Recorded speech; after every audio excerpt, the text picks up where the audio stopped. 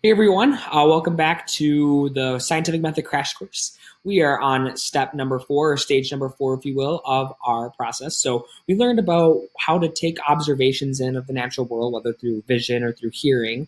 We've learned about how to formulate that into a question then for step one. We moved into step two to conduct some background research. We've created our hypothesis. We think we know what's going to happen. Now it's time to put those lab goggles on and test our thoughts with an experiment.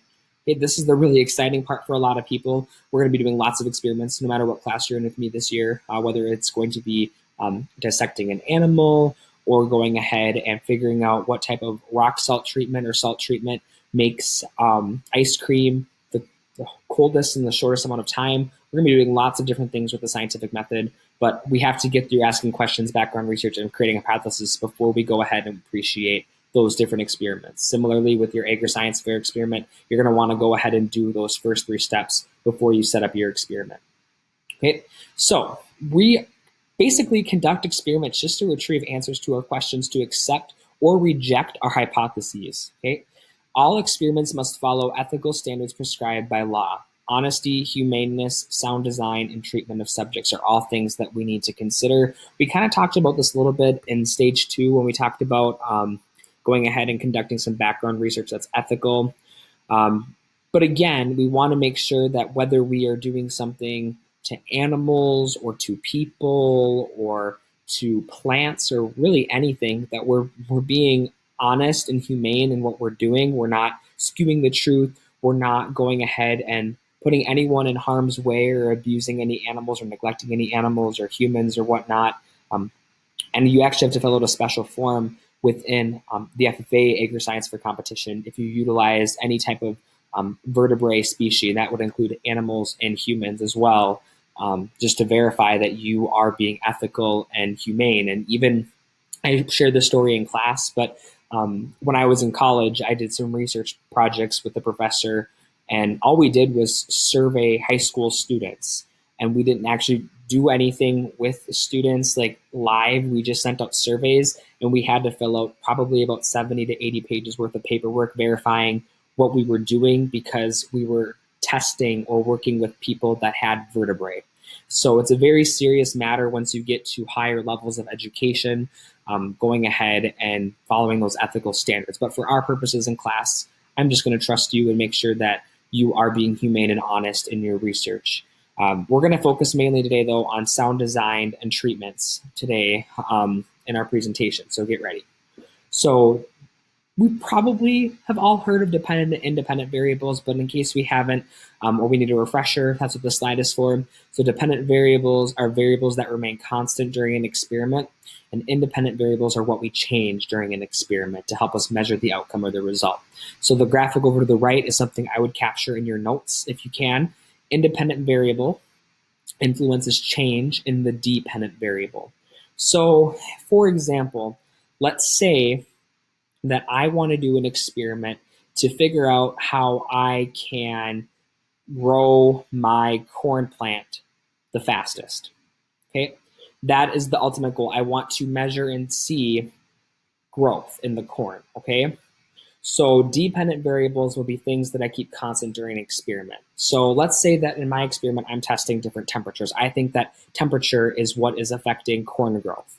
Okay, so our dependent variable would be things like soil type, watering, all of those things that are remaining consistent. An independent variable is then going to be the temperature of the greenhouse or the building that I place my corn plants in. So independent variable is what causes our change, what we're measuring. Dependent variable are all the things that we're keeping the same. You're going to want to limit your experiment to one independent variable because then we can get what's called lurking or confounding variables, which if you want to get a new discussion with me sometime about that, I'd be happy to. But we don't want to have a lot of different confounding or things that interact with one another in our experiment because then it's going to be hard to tell what is truly creating that change or those results. Okay, so keep it simple, one independent variable. So go ahead and think about the variables in these example experiments. Okay, I'm not going to read these out to you, just pause, and then we're going to talk about it. Okay, the first one, what do you think? So I would say that what we are changing, so again, dependent variables are staying constant, independent variables are changing. Our independent variable in the first example is going to be the environment that we place those lettuce aquaponic tanks in. So 67 or 80 degrees, those are independent variables. Number two, so aquaponic lettuce or cilantro growth over time in a 73-degree greenhouses. Okay, it would probably be the type of the type of vegetable that we're growing, whether it's lettuce or cilantro. We're testing to see which is growing faster over time. So our independent variable is lettuce versus cilantro. Number three, consumer preferences, genetically modified or non-genetically modified foods in urban and rural areas. Okay, so this is kind of a trickier one. I would say that our independent variable here is going to be the location of the people that we are surveying. So whether they're urban or rural individuals, that's going to be our independent variable. What's changing? Our survey is likely going to stay the same.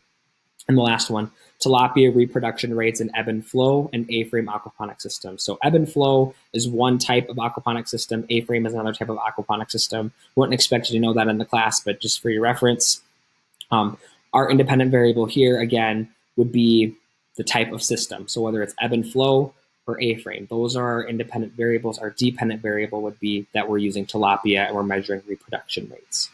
Okay.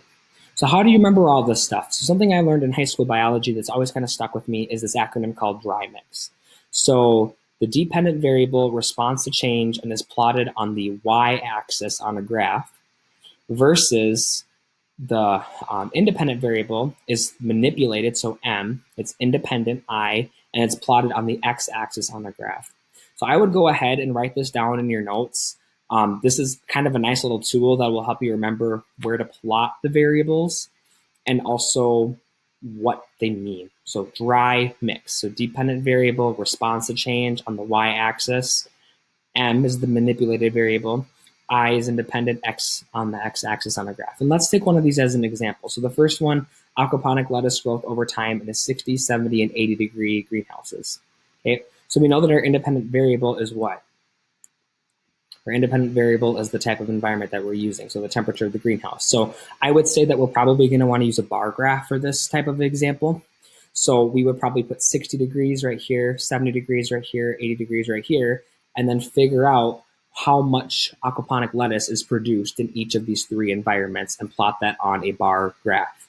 If you have questions on this, feel free to shoot me an email. I'd be happy to help out.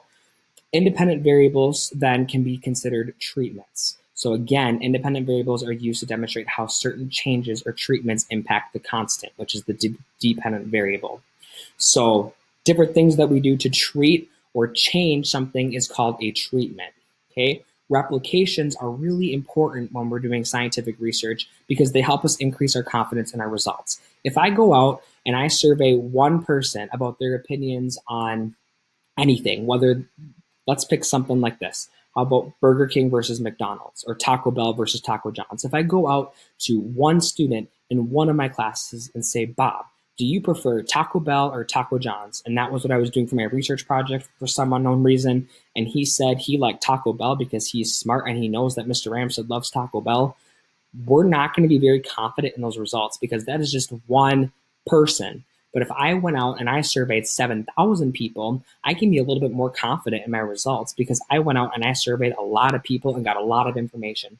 So we want to do replications to increase the confidence in our results. In a form of replication then in a greenhouse experiment, let's say that we're doing the 60, 70, and 80-degree aquaponic growth greenhouses, replication would be we're going to have 5 or 10 or 15 or 20, the more the merrier, different lettuce plants growing in each greenhouse, and we're going to take the average of all of them, or we're going to add everything together. Because if we just do one, there could be some other type of confounding, like I said earlier, variable within that plant.